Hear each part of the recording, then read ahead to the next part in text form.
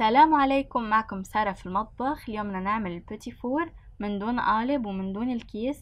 حنعمله بالقطاعات بأشكال بسيطة وحلوة بنفس الوقت. طعم رائع كتير، حيعجب عائلتكم وضيوفكم. إن شاء الله تجربوا الوصفة وبتعطوني رأيكم فيها.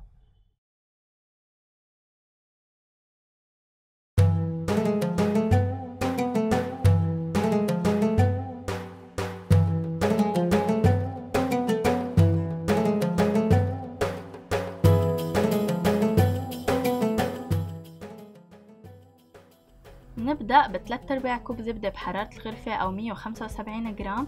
بدنا نخفقها حتى تصير عنا كريمية بشكل منيح. قالب الزبدة اللي بتشتروه بيكون مكتوب عليه القياسات بالجرام، بتقطعوا على الجرام أفضل من القياس بالأكواب.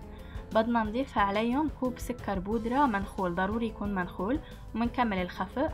بقحف كمان على الأطراف كرمال ما يعلق، وبكمل الخفق. بياخد معنا الخفق من 3 دقايق ل 4 دقايق حتى نوصل للقوام الكريمي. ضروري الزبدة تكون بحرارة الغرفة. منضيف عليهم كمان بيضة بحرارة الغرفة بس نوصل لهيدا القوام، ونص ملعقة صغيرة من سكر الفانيليا.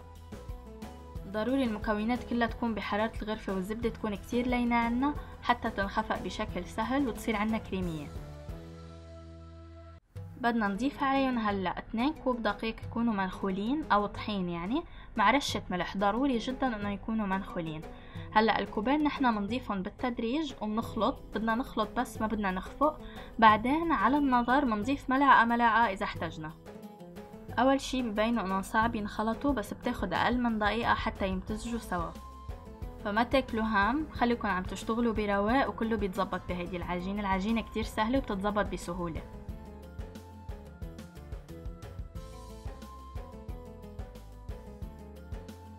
هيدا القوام اللي وصلنا له بيناسب الكيس وبيناسب القالب، بس ما بيناسب اذا بدنا نمده جوا الكيس او جوا ورق الزبدة لنقطعه. فبدنا نزيد له، منضيف ملعقة بدنا نخلهم بهيدا الشكل، منضيفهم على الخليط ومنخلط.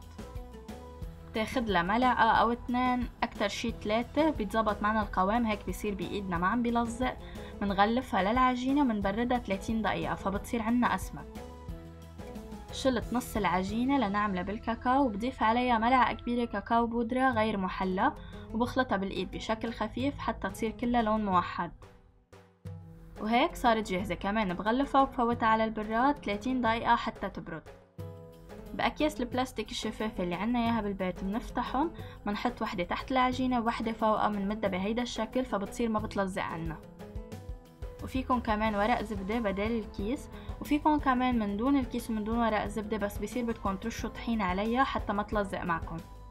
ضروري تشتغلوا بالعجينة هي وباردة، لأنه إذا كانت دافية حتصير تلزق وما حتاخد القوام معنا. إذا حسيتوها عم تعذبكن لموها على بعضها ورجعوا فوتوها على البراد. وإذا حسيتوا إنها شوي رخوة ضيفوا لها طحين واخلطوا مثل ما عملنا بالخطوة اللي قبل، بتصير بتمسك على بعضها. بهيدا الشكل قطعتهم، شلت الفراغات اللي بيناتهم، بتشيلون على مهلكم كرمال ما تفرط معكم العجينة. وعم فرغ 4 قطع من أصل 8 المدورين حتى طبقن على بعضهم. حتى فيكم العجينة بس تمدوها وتقطعوها قبل ما تشيلوا الدوائر والأشكال اللي عملتوها، كمان تفوتوها على البراد تجمد أكتر، فكمان بينشالوا بشكل أسهل. العجينة كتير سهل تتزبط، فما تاكلوا هم بأي شي فيها. تتبرد، بينزاد لها طحين، بينزاد لها شوية زبدة، منا مشكلة أبدا. بتتزبط عنا وبتطلع معكم نتيجة كتير حلوة. فهيدي الوصفة فعلا كتير ناجحة وكتير ظابطة، بس علينا انه نشتغل فيها برواق ونكون متأيدين بالمقادير ومتأيدين بالحرارة الباردة. وهيدي العجينة التانية كمان. وكمان إذا ما عندكم قطاعات فيكم تقطعوا بأي فناجين أو كاسات من البيت بالأحجام اللي انتو بدكن إياها، وبعدين بس تغلفوها وعلى التزيين كتير شكلها كمان بيصير حلو. ففيكم تعملوا الوصفة من دون أي أدوات مطلوبة. بهيدي المرحلة إذا حسيتوا إنه العجينة دفيت والأشكال عم تعذبكم حتى تطلع مثل ما هي، بتفوتوها على البراد تبرد، ترجعوا بتشيلوا الأشكال بسهولة. فمثل ما قلنا هيك لازم تكون العجينة ماسكة بإيدكم. إذا كانت رخوة يعني بدها طحين، تنخلوا عليها طحين وبتلموها على بعضها حتى تحصلوا على عجينة منيحة.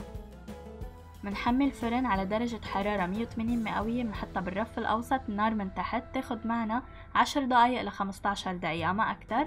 بعدين منحمر شوي من الأعلى، ما منلمسها أبدا حتى تبرد عنا بشكل كامل وتصير ماسكة على بعضها. وهيك بيكونوا خلصوا كل القطع عنا. ما منزينهم ابدا حتى يبردوا بشكل كامل، نتركهم ليصيروا باردين على الاخير. وهيك شكلها من ورا، حمروها من ورا لانه بتاخد طعمه كتير طيبة، طعمه مكرملة خفيفة. للتدويب عندي شوكولا بيضة وشوكولا بنية، حدوبهم مايكرويف او بحمام مائي. ملاحظات التدويب موجودين بالوصفة بصندوق الوصف اسفل الفيديو. وعندي هون فستق حلبي مطحون فيرميسيل ب3 ألوان، فيكن تختاروا أي أشكال بدكن إياها للتزيين. قطعتين السابليه اللي حأطبقن فوق بعضن حشيتن من جوا بنوتيلا دايبة، بتحطوا كمية خفيفة وبتطبقون على بعضن بهيدا الشكل حتى يلزقوا. فيكن تحطوا اللي بدكن إياه جواتها، ما ضروري نوتيلا، بتحطوا أي شي انتو بترغبوا. حطيتها بالشوكولا دايبة من جهة واحدة بس اللي هي من الأعلى، برفعها بهيدا الشكل، بحطها على ورق الزبدة حتى تجمد الشوكولا بالكامل عنا. زينتها بالشوكولا البيضة الدايبة كمان بهيدا الشكل، بنتركها حتى تجمد. بنكمل على باقي القطع بنفس الشكل. هيدي القطعة كمان غمستها بس من فوق مش من الجهتين، وعم زينها بالفستق الحلبي. والقلب هون عملت نصه كمان بالشوكولا وبزينه بالفرميسيل.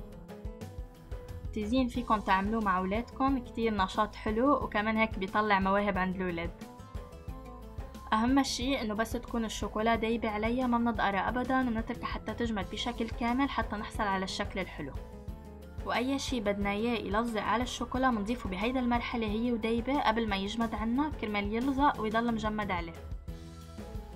فيكن كمان تحطوا الشوكولا البنية بكيس وتضيفوها على الشوكولا البيضاء، بتعملوا الاشكال اللي انتو بترغبوها.